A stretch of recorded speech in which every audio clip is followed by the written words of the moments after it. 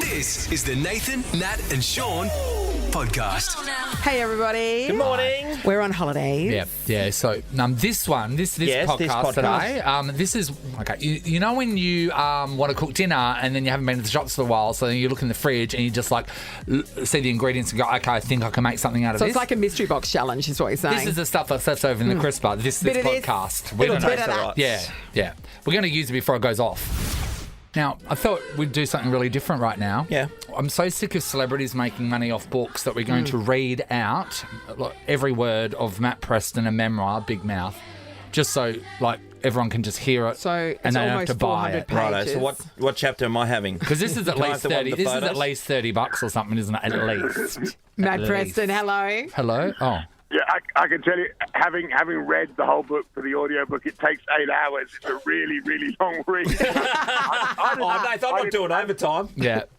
Yeah, well, that's right. You'll be hearing someone. But even worse than that, when you write a book, the sentences are really long, and when you do radio, they're very short. And so reading it means you have to take the world's largest breath of air before you start. So yeah, all you hear in the book is me wheezing, going. Matt Preston, that's enough from you. All right, let's begin. Prologue. It's the spring of 2008, and I'm standing in a teaching kitchen at Box Hill TAFE with a couple of Melbourne chefs, Guy Grossi and Gary Megan. Never heard of him. I tell you what, it is actually really well written, Presto, and this is no surprise because you were a journalist, you were a writer first, and it shows. It is a rollicking good read. Well, I'm glad because I think the thing you forget with most memoirs is they're not written by the person. That makes it, they're written by a ghostwriter, and so the story is kind of retold. And I think what I find so interesting, but also so confronting about writing is you write stuff and you go, is that really true? And you go, oh, no, actually, it probably wasn't. I need to be more honest. So that's been the challenge in the book is, stopping a dickhead. No, he didn't really feel like that. It wasn't great. It was actually painful. Or alternatively, it wasn't really painful. Actually, it was fine. And that's been good therapy for me. Good therapy. Hey, Matt, when you look online and see all the stories written about you, one that jumps out straight away, particularly about the book, is everyone wants to focus on the fact that you had to come clean to your kids at the airport about being adopted. Yeah, that's right. Well, my the classic way that the kids are really sharp. My daughter talking to my wife about where my second birth certificate was, and my daughter just went, "Why have you got two birth certificates? You must be adopted. Tell us more." And it's like, well, okay, I've never told you this. Let me tell you the whole story.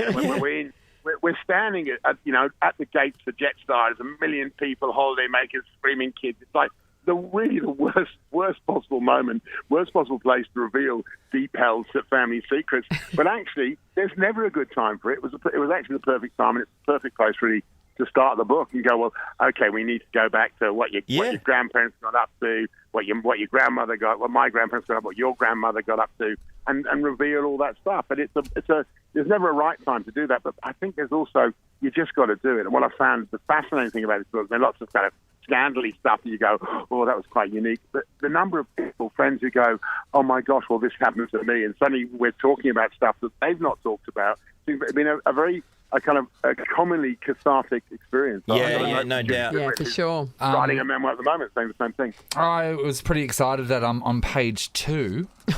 Yes. Page 2. You read so much of the book. No. It only took to page 2 for you to name one of our heroes, and that is Henry Stride.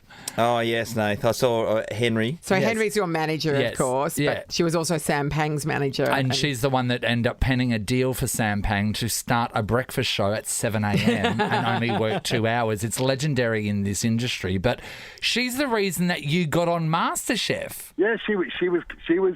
This is again that when those weird sliding moments. So Henry Stride's mum worked in a kindergarten with my mum, and when Henry Stride was looking to cast chefs, her mother-in-law said, "Look, you got to talk to Jennifer's son Matthew. He knows a few chefs." So she rang me for advice on what chefs she should cast, because they were only looking for 2 chefs as the judges. They weren't looking for 3 judges. And about an hour into the phone call, she asked for a photo. I sent a photo. The story goes, no CV, no knowledge of who I was. They just liked the grubby cravat.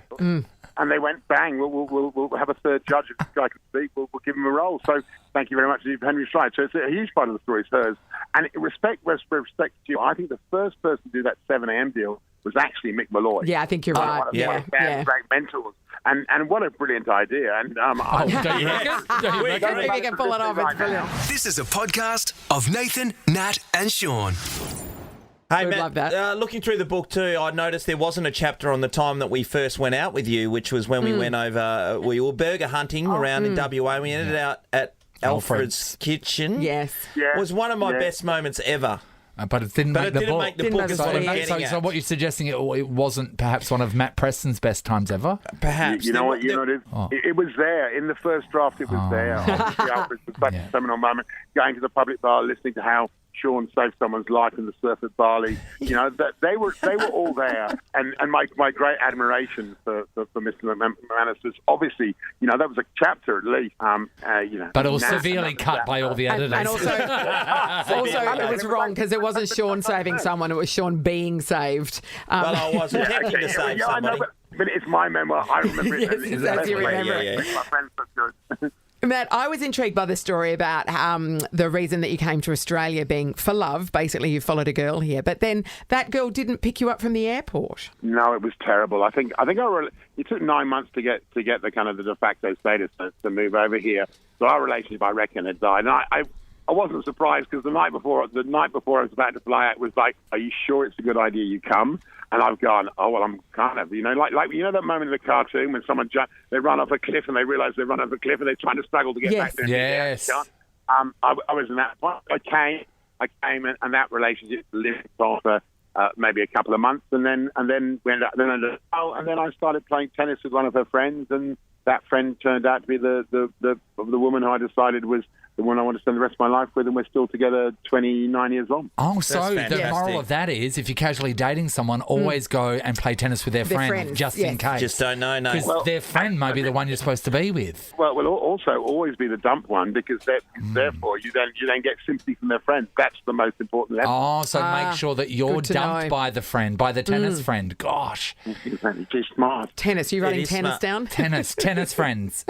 Hey, Matt, the whole thing when MasterChef in particular took off, and you wrote in this being recognised everywhere you went. That whole blow up situation from, well, relatively unknown to just crazy stuff. How was that?